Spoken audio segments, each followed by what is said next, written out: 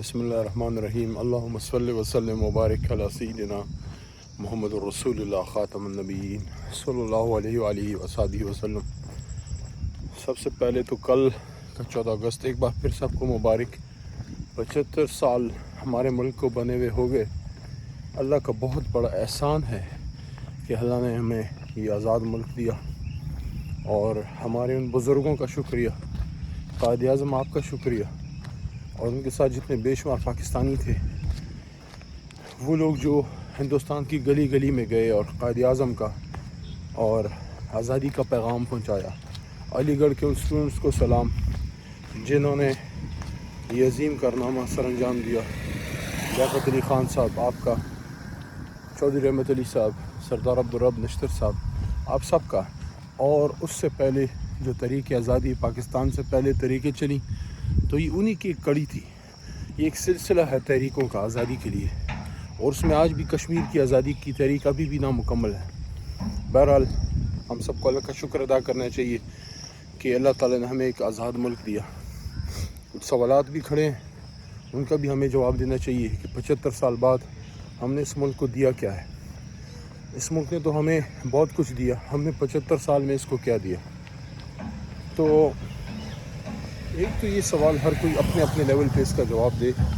ہر شخص کے پاس جو ہے کوئی نہ کوئی ذمہ داری تو رہی، چاہے اپنی گھر کی کیوں نہ ہو۔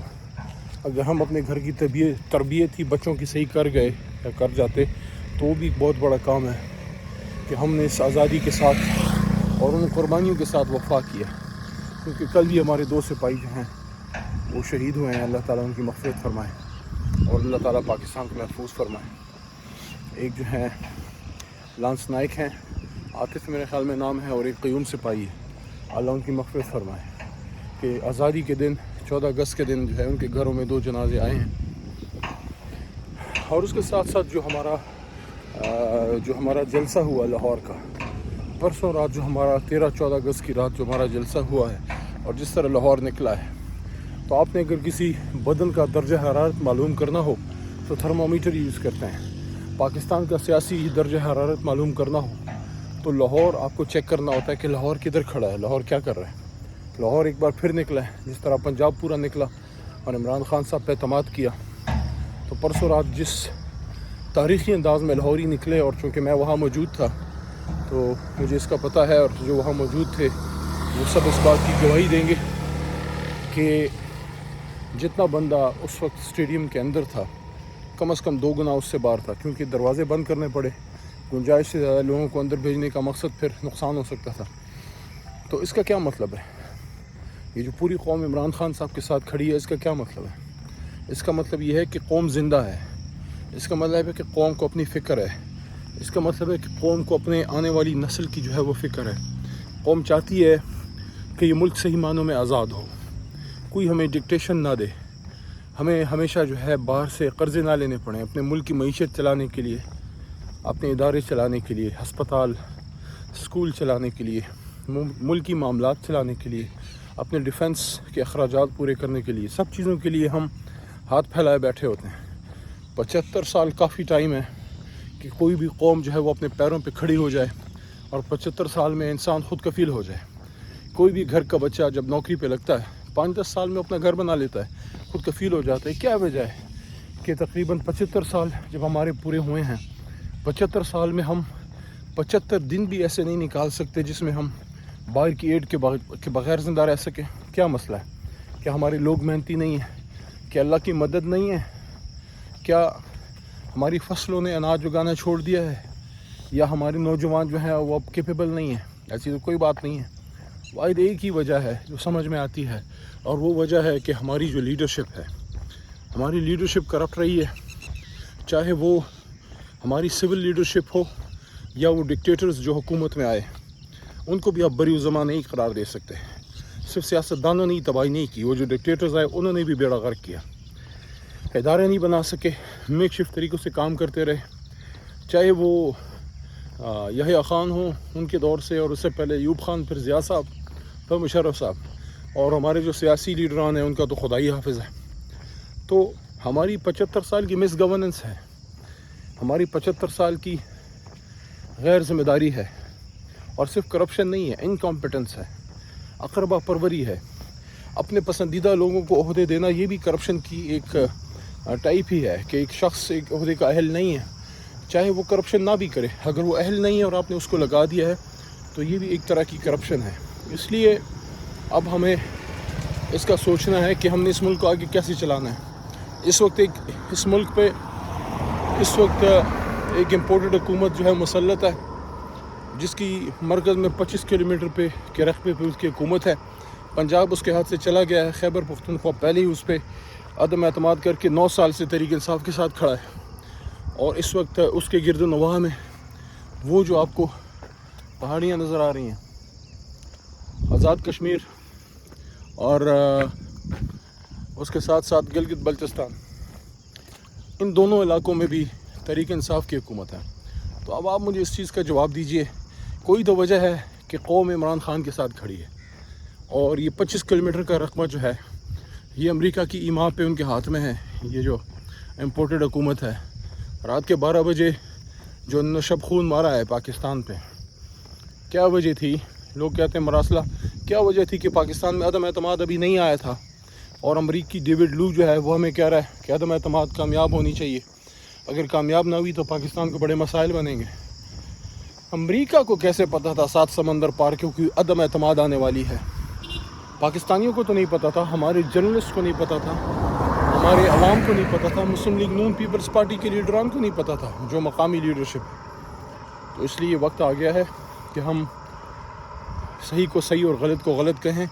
یہ جو چینلز بند کیے جا رہے ہیں، جو ایئر بائی بند کیا جا رہا ہے، جو معمولی باتوں پہ لوگوں کو اٹھایا جا رہا ہے، اور جو ان پہ غلط کیسز بنائے جا رہے ہیں، یہ سارے سلسلے بند ہونے چاہیے۔ نیا الیکشن ہونا چاہیے تاکہ سب لوگ اپنا اپنا کام کریں اور اس گن سے نکلیں۔ غیر ضروری طور پہ ہمارے اداروں کو جو انوالو کیا جا رہا ہے ان پہ بھی چھینٹے اڑتے ہیں، ان پہ بھی الزامات لگتے ہیں، چاہے ہماری ملٹری اسٹیبلشمنٹ ہو، چاہے ہماری جوڈیشری ہو جس پہ غیر ضروری کیسز کی الغار ہے۔ اس لیے میں یہ کہنا چاہتا ہوں کہ وقت اب آ گیا ہے کہ ہم ان چیزوں سے نکلیں تاکہ ہماری فوج بھی غیر ضروری سیاست میں جو ہے اس کا نام نہ آئے، ہمارے ادارے بھی جو ہیں وہ اپنے کاموں پہ فوکس کر سکے۔ اور 75 سال کافی ہوتے ہیں اپنا کام سیکھنے کے لیے، اپنی ذمہ داری سیکھنے کے لیے، اور اداروں کو ایک طرف چلانے کے لیے۔ شخصیات اہم نہیں ہیں، ملک اہم ہے، تو ہمیں ایک ادارے اور ایک ملک کو ایک ڈگر پہ ڈال دیں، اپنے ہیلتھ کو، ایجوکیشن کو، ہماری جو ملکی انفراسٹرکچر ہے، جو لوگوں کی ہاؤسنگ ہے۔ میں کراچی سے حال ہی میں آیا ہوں، میں نے کراچی میں جو صورتحال دیکھی ہے، شرم کا مقام ہے جس طرح وہ بیچارے لوگ رہ رہے ہیں۔ اور ابھی جو فلڈز میں ہمارے پاکستانیوں کی تباہی ہوئی ہے، چاہے وہ ابھی جو بلوچستان میں دیکھا آپ نے، کراچی میں لوگ ڈوب رہے ہیں، بلوچستان میں، پنجاب میں، خیبر پختونخوا میں بہت سی جگہوں پہ یہ سیلابی پانی آیا ہے۔ ایک تو آسمانی آفت ہوتی ہے، لیکن جو پانی کی معلوم گزرگاہیں ہیں، وہ گزرگاہیں جو ہر سال جس پہ پانی آتا ہے، کیا مسئلہ ہے ہمیں؟ Why can't we plan ahead of times? ہم کیوں نہیں چھوٹے چھوٹے بند بنا سکتے؟ ہم کیوں نہیں ان راستوں کو روک سکتے؟ وہاں کیوں نہیں جو ہے جب پانی آتا ہے اس کو ہم جمع کر کے ایون فائدے کا کام لے سکتے کہ ہر سال جو ہے ہمارا پاکستانی اس میں بہتا ہے، اس کا ڈول ڈنگر تباہ ہوتا ہے، اس کی جو مویشی ہیں، اس کے جو املاک ہیں، اس کی جو فصلیں ہیں۔ یہ 75 سال سے یہ ڈرامہ چل رہا ہے، اور پھر پہلے انتظام نہیں کرتے، اس کا پیسہ کھاتے ہیں۔ جو ان معاملات سے بچنے کے لیے آپ کو آبی گزرگاہوں کو مضبوط کرنا ہے، چھوٹے ڈیمز بنانے ہیں، پہلے اس کا پیسہ کھاتے ہیں، پھر جب یہ سیلاب آتا ہے، ریلیف کا سامان آتا ہے، پھر اس کو کھاتے ہیں، اور کھاتے ہی چلے جاتے ہیں، اپنی بھی آخرت تباہ کرتے ہیں، اپنے بچوں کی بھی زندگی برباد کرتے ہیں، ان کو حرام کا مال کھلا کے، اور ملک کی تو بنیادیں ویسی کھوکھلی کرتے ہیں۔ اور ہر سال ہمارے لوگ جو ہیں وہ نقل مکانی کرتے ہیں، ہر سال ہمارے لوگ تباہ ہوتے ہیں، ہر سال ہمارے لوگوں کے گھروں پہ پانی آتا ہے۔ ایسا لگ رہا ہے جیسے پاکستان خدا نخواستہ کل آزاد ہوا ہے۔